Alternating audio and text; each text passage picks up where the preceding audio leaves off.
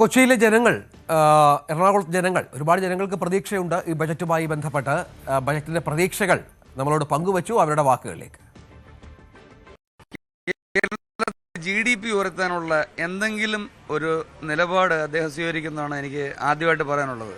പിന്നെ രണ്ട്, ഈ മദ്യത്തിൻ്റെ ലാഭം കൊണ്ട് മാത്രം ജീവിക്കുന്ന ഒരു സംസ്ഥാനമായിട്ട് കേരളത്തിനെ മറ്റുള്ള സംസ്ഥാനങ്ങൾ കളിയാക്കുന്നുണ്ട്.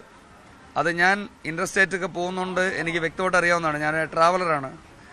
അതുകൊണ്ട് ആ ഒരു ഭാഗം ഒന്ന് കുറച്ച് കഴിഞ്ഞാൽ കമ്പനീസിനെ വെൽക്കം ചെയ്യാനുള്ള ഒരു നിലപാട് സ്വീകരിക്കണം. US കമ്പനികൾ, ഒരുപാട് കമ്പനികൾ, IT കമ്പനികൾ, ഒരുപാട് കമ്പനികൾ ഇവിടെ വരാൻ വേണ്ടിയിട്ട് താല്പര്യപ്പെടുന്നുണ്ട്. എല്ലാം കൂടുതലും തെലങ്കാനയിലും മറ്റ് സ്ഥലങ്ങളിലാണ് പോകുന്നത്. അതെന്തുകൊണ്ടാണെന്ന് എനിക്കറിയത്തില്ല. കമ്പനികളെ കൂടെ ഇവിടെ കൊണ്ടുവന്ന്, പിന്നെ അതുപോലെ തന്നെ ടൂറിസം മേഖലയെ എസ്റ്റാബ്ലിഷ് ചെയ്യാൻ വേണ്ടിയിട്ടുള്ള പുതിയ റീ എസ്റ്റാബ്ലിഷ്മെൻറ്റ്, ഇപ്പോൾ നിലവിലുള്ള എസ്റ്റാബ്ലിഷ്മെൻ്റ് അല്ല, റിയാസിൻ്റെ കാലത്തുള്ള കാര്യമല്ല ഞാൻ പറയുന്നത്. റീ എസ്റ്റാബ്ലിഷ്മെൻറ്റ് ചെയ്യാൻ വേണ്ടിയിട്ടുള്ള ഒരു നിലപാട് സ്വീകരിക്കണമെന്നാണ് എനിക്ക് താഴ്മയായിട്ട് അഭ്യർത്ഥിക്കാനുള്ളത്. ഇങ്ങനെയൊക്കെയുള്ള 3 ബേസിക് കാര്യങ്ങൾ ചെയ്തു കഴിഞ്ഞാൽ കേരളം ഡെവലപ്പ് ആവുമെന്നുള്ള കാര്യത്തിനകത്ത് തർക്കമില്ലാത്ത കാര്യമാണ്. സ്ത്രീകൾക്ക് ഇപ്പോൾ ഫ്രീ സർവീസ് കൊടുക്കുന്നുണ്ടല്ലോ,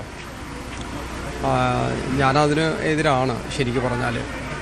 കാരണം എന്ന് പറഞ്ഞു കഴിഞ്ഞാൽ അത് സാമ്പത്തികമായിട്ട് ബുദ്ധിമുട്ടുണ്ടാക്കുന്ന ഒരു സംഗതിയാണ്. അല്ലെങ്കിൽ തന്നെ കോടാനുകോടി രൂപ കടത്തിലാണല്ലോ നിലവിൽ. ആരോഗ്യ മേഖലയിൽ നമുക്ക് ഫ്രീ സർവീസ് കൊടുക്കാം, അതുപോലെ തന്നെ വിദ്യാഭ്യാസത്തിന് വേണ്ടിയിട്ട് ഫ്രീ സർവീസ് കൊടുക്കാം. അതൊന്നും നമുക്ക് വിഷയമുള്ള കാര്യമല്ല. ശരിക്കും വേണ്ടത് അതാണ്. ആരോഗ്യത്തിനും അതുപോലെ തന്നെ വിദ്യാഭ്യാസത്തിനും മുൻഗണന കൊടുത്തിട്ട് അത് ഫ്രീ സർവീസ് കൊടുക്കാം. അതല്ലാതെ കുറേ ആളുകൾക്ക് പൈസ കൊടുത്തുകൊണ്ടോ ഒരു മാസം അക്കൗണ്ടിലേക്ക് പൈസ ഇട്ടുകൊണ്ടോ ശരിക്കും പറഞ്ഞാൽ മടിയന്മാരാക്കുകയാണ് ചെയ്യുക.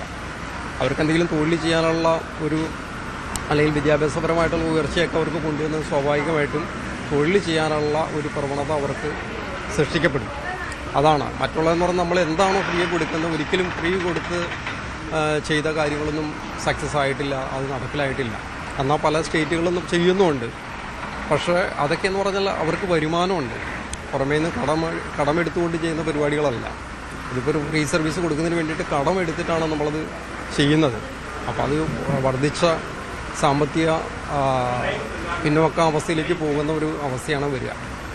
അപ്പോൾ അത് ശരിക്കും ആലോചിക്കേണ്ടതാണ്. അതുപോലെ ഇപ്പോൾ ഈ പല നേരത്തെ മുൻ ഗവൺമെൻറ് ഉണ്ടായിരുന്ന സമയത്ത് പല ബഡ്ജറ്റുകളും അവർ അവതരിപ്പിച്ചിരുന്നു. പക്ഷേ അതൊന്നും അതൊന്നും കൃത്യമായിട്ട് ഇത് പാലിക്കാൻ പറ്റിയിട്ടില്ല. അപ്പോൾ അവതരിപ്പിക്കാൻ എളുപ്പമാണ് എല്ലാവർക്കും. അത് ചെയ്യാം ഇത് ചെയ്യാം എന്നൊക്കെ നമുക്ക് പറയാൻ എളുപ്പമാണ്. പക്ഷെ അത് സക്സസ് ആക്കി എടുക്കാനായിട്ടുള്ള ബുദ്ധിമുട്ടുണ്ട്. പറയുന്നത് പറഞ്ഞാൽ വരുമാനം ഉണ്ടാവണമല്ലോ.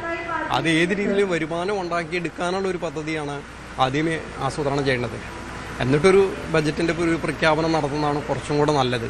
കുറച്ച് വൈകിയാലും പ്രശ്നമില്ല എന്ന് വിചാരിക്കുന്ന ഒരാളാണ്.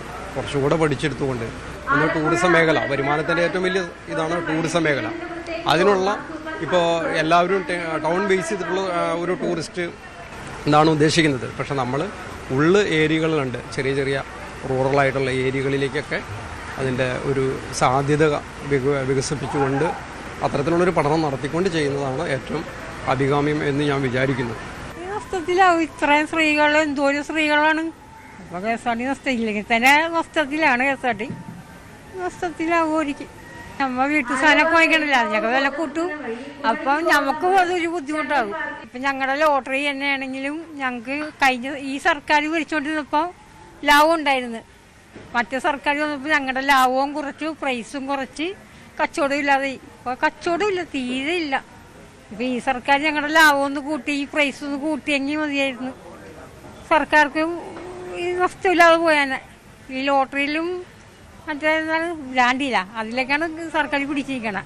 അപ്പോൾ ഇത് വില അവർ പ്രൈസ് കൂട്ടിയാൽ സർക്കാർക്ക് പിടിച്ചിരിക്കുക, അല്ലെങ്കിൽ KSRTC നഷ്ടത്തിലാവും. കൂടുതൽ വാർത്തകൾക്ക് News 18 Keralam YouTube channel subscribe ചെയ്യുക.